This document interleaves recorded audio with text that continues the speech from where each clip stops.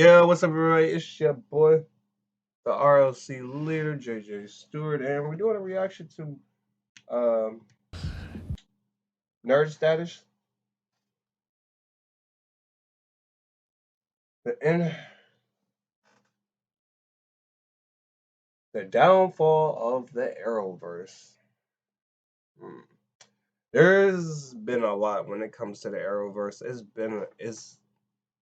been a lot because currently I'm hearing in the news is saying that apparently is leaving the Arrowverse. Because I don't even know. That's the thing they won't tell us. Like, I think Flash. Apparently, okay. To give y'all a quick a summary. So apparently, you know all the Arrowverse TV shows, which was Black Lightning, Stargirl,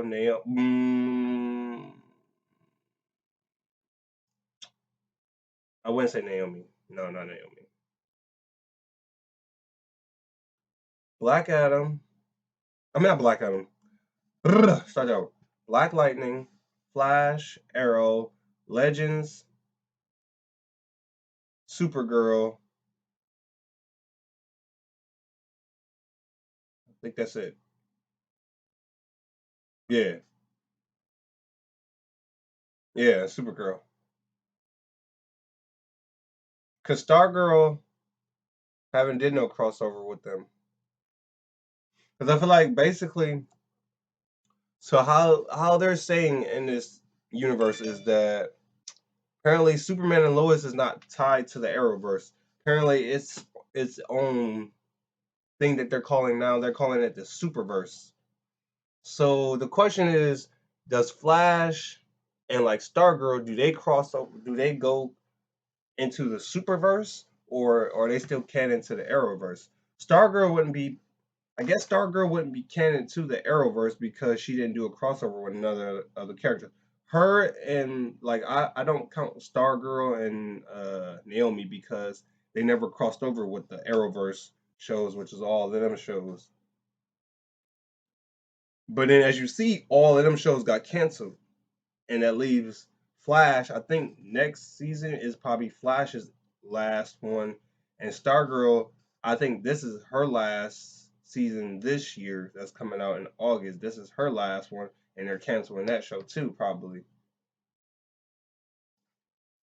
Because apparently, I guess for the works they're going to call it the Superverse, where the two shows that's going to be canon to the Superverse of Superman and Lois is Gotham Knights when that comes out, the TV show, not the game, and Justice U, which is like a justice. It's like a basically a university, like going to a university with superheroes, basically. So you have like people probably like Kid Flash and like all like the Young Justice kids, put it like in a university with all of them having different powers and all that type stuff.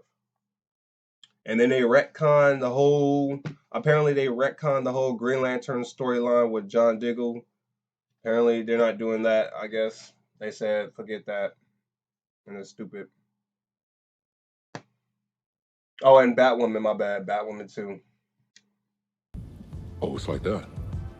Since 2012, there's been no better or more consistent superhero universe on television than the Arrowverse. At one point, ballooning to 6 TV shows on the air simultaneously, all weaving an interconnected story.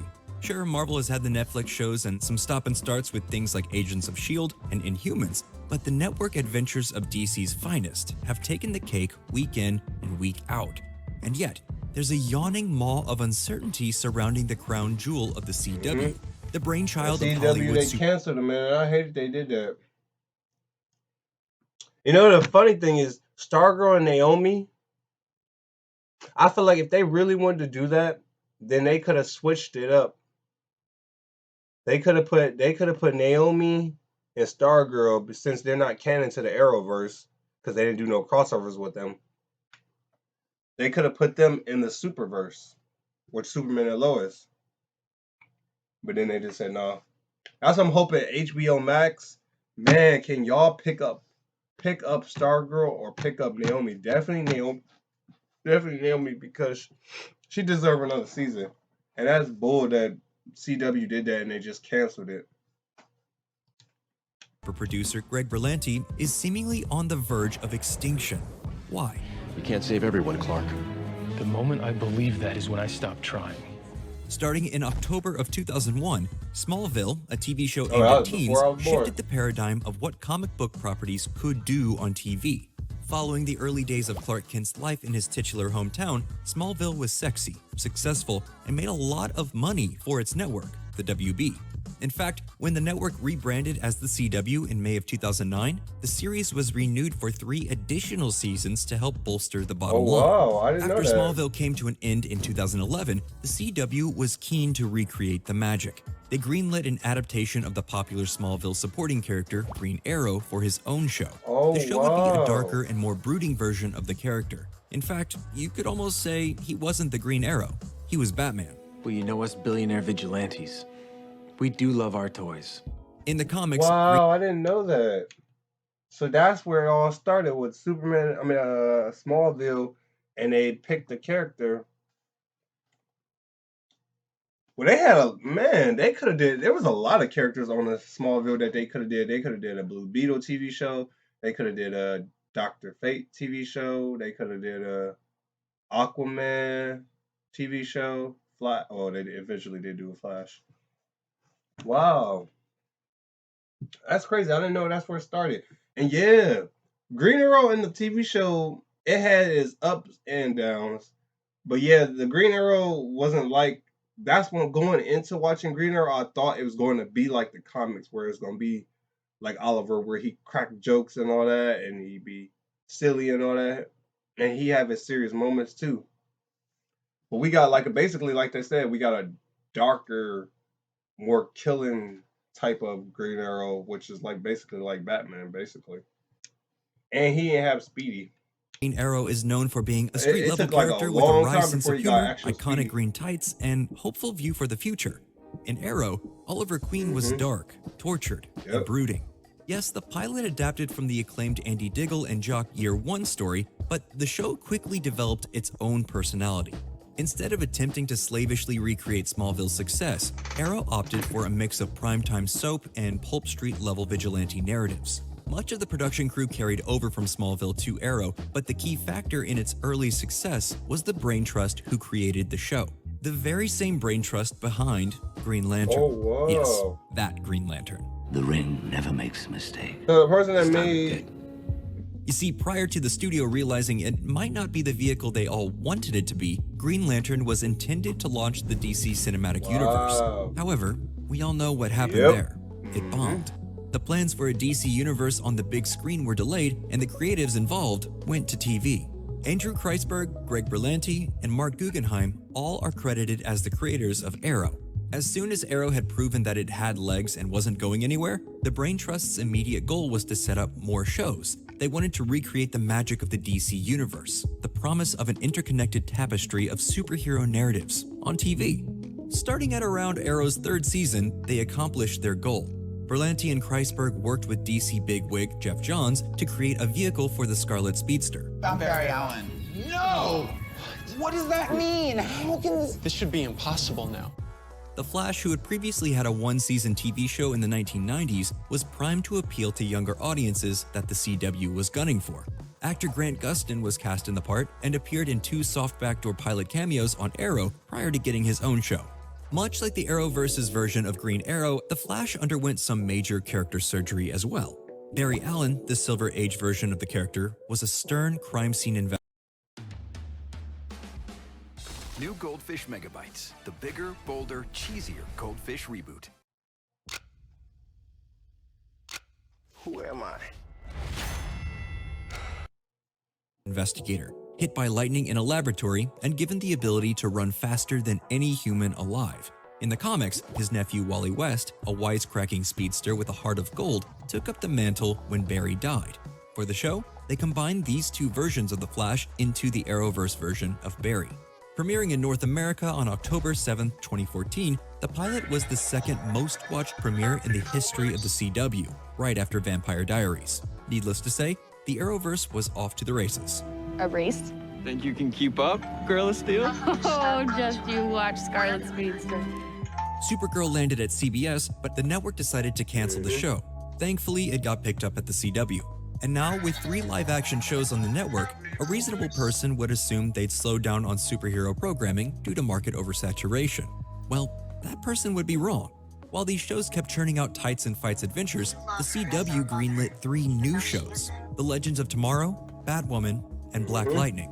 During this era of the CW-verse, the brain trust of writers and producers began attempting to perfect a recreation of the comic book crossover. Large universe-spanning stories that take advantage of the large ensemble and colorful characters. You got shanghaied into another crossover, didn't you? Initially, these shows would stage these crossovers as single one-off episodes, like the Arrow Season 3 episode, The Brave and the Bold, or the Arrow Season 4 episode, Haunted, which featured John Constantine. However, these one-off crossovers eventually developed into event series that the audience would have to view in sequential order. And as insane as this sounds, this didn't just happen once. It happened 7 times. Flash vs. Arrow, Heroes Join Forces, Invasion, Crisis on Earth X, Elseworlds, Crisis on Infinite Earths, and Armageddon. Crisis was 5 parts long, across 5 TV shows. Sometimes you just have to slow down. Oh, it did. I forgot. As these shows continued to merge and evolve, the CW would greenlight Superman and Lois, and Naomi. At this point, you can probably see the writing on the wall. How much is too much? The shows began to overtake each other. They were all stylistically similar, all aiming for the same demographics, and all suffering from the same problem: artificially manufactured status quos. Much like their comic book predecessors, the shows started to alienate their core supporters by not allowing their characters to change or their status quos to grow and evolve. How many times can Barry run so fast he turns time backwards? How many times can there be a new Green Arrow or different colored Canary?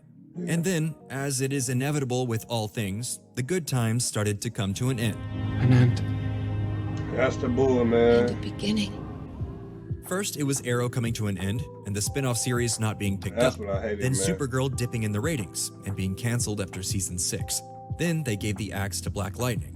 Over the last few years, there's been a lot of change-ups in the media landscape. One of the largest has been AT&T's sale of Warner Brothers to Discovery.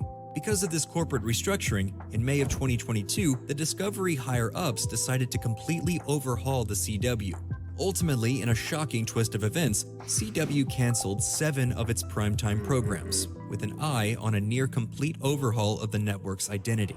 You look like the attractive yet non-threatening racially diverse cast of a CW show. Currently, there are 2 CW-verse shows on the air that take place in the Berlanti shared universe: The Flash, which is about to enter its final season, and Superman and Lois, which seems to be performing very well and is striking a chord with Superman fans. These shows are the final vestiges of the greatest shared TV universe ever put to film. It's a sad reality that when bottom lines tighten, it's often the fans and the creative community who come away hurting. However, it is resoundingly impressive that what started out as a let's see if we can riff off of Smallville show birthed hundreds of hours worth of television.